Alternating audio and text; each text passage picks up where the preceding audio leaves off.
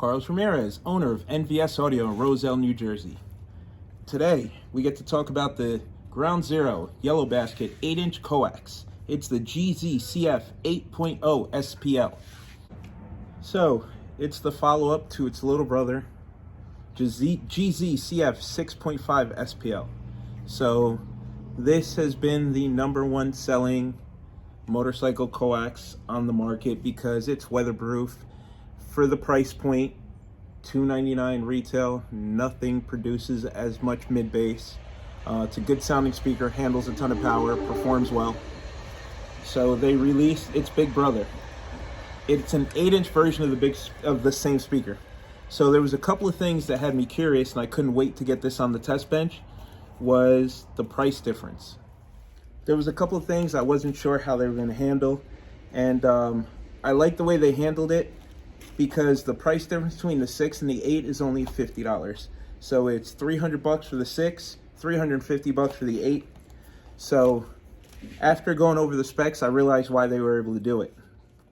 The 8-inch is basically just a larger version of the 6-inch. They both have 1.5-inch voice coil. So they claim that the 8-inch has 150 watt power handling and the 6-inch 100 watt power handling, which is not possible considering they both have the same 1.5-inch voice coil. So what they did was they underrated the 6, which we've confirmed because we've run 400 watts to the 6, no problem. Obviously the 8 can handle the same amount of power because it's got the same voice coil. So they underrated both speakers. So they have a conservative rating of 150 watts on this one and a super conservative rating of 100 watts on this one, when we know both speakers can safely handle 250, 300 watts RMS all day, every day, which is a good thing. I prefer a company to underrate a speaker, that way you can run more power and not blow it up, than overrate a speaker and then you run rated power and blow it up. So that's a very honest move by the company and I respect it and I like it.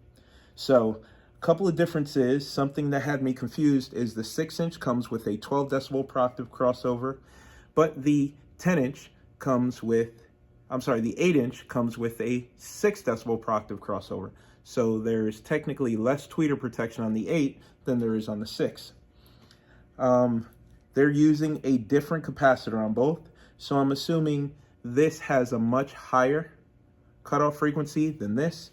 So that's why they went with a 12 decibel per octave. I have no idea why they chose to do it that way, but it works. I put it on the RTA. The thing's got a really good response.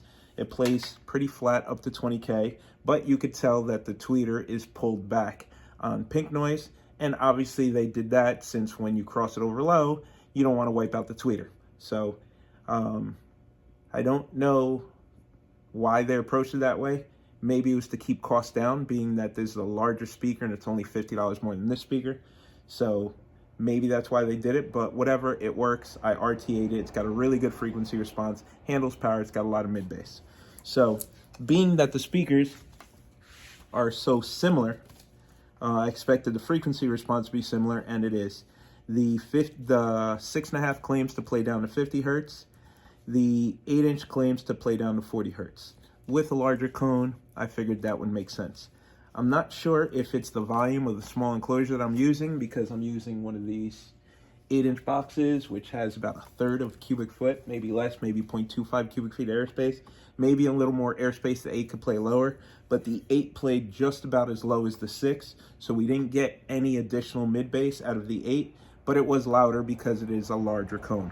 So I think it's a good value, just like the 6-inch is a really good value because you have mid-bass at $300, crazy mid-bass that nothing in its price point can compete with. The 8-inch at $349, it's going to be a hard speaker to beat for $349 a pair. So if you find a speaker that can outperform the speaker and have more mid-bass, you're going to spend more money.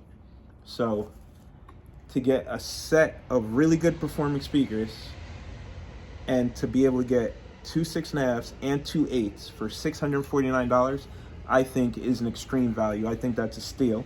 And it's going to be really hard to beat performance at that price point. So you're talking 6.5 for the fairing, 8-inch for twisted 8 lids or crazy 8 lids, or maybe 8-inch lowers.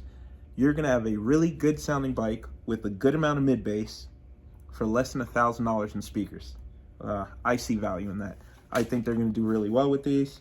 The price point had me a little skeptical. I didn't know how well they'd perform considering it's $350 for a pair. But they surprised me. They did really, really well. Of course, we use an 800.4 bridge, so we're running right around 400 watts RMS to the speaker. We have the high pass filter turned off because I wanted to see what the speaker would do. It handles just as much power as the 6. I wouldn't say the mid bass is more. I'd say the mid bass is equal. Maybe in a larger enclosure like a saddlebag. Well, I guarantee you in a larger enclosure like a saddlebag, it would give you more mid bass. In the lower, it's going to give you just about the same mid bass as a 6.5 because the lower doesn't have a lot of airspace, but the fairing. So I think that with this in the fairing, the 6-inch, and this in the lower, you would have more output. So it would play louder because the larger cone, but just about the same mid bass as the 6 because the 6 has the airspace in the fairing to back it up. But for $650 for both, it's gonna be a badass combination. And they don't require a lot of power. They can handle power, but you can run the 8s and the 6.5s on an 800.4.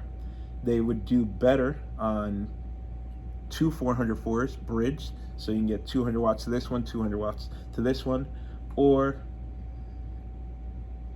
2400. I wouldn't go that far because you'd be at the thermal limit of the voice coil. So I'm thinking 2 800s is the most I would go if you run a pair of these. 2 800s bridged, 800 bridged on the 6.5s, and dial the gain back so you're at about 250, 300 watts each.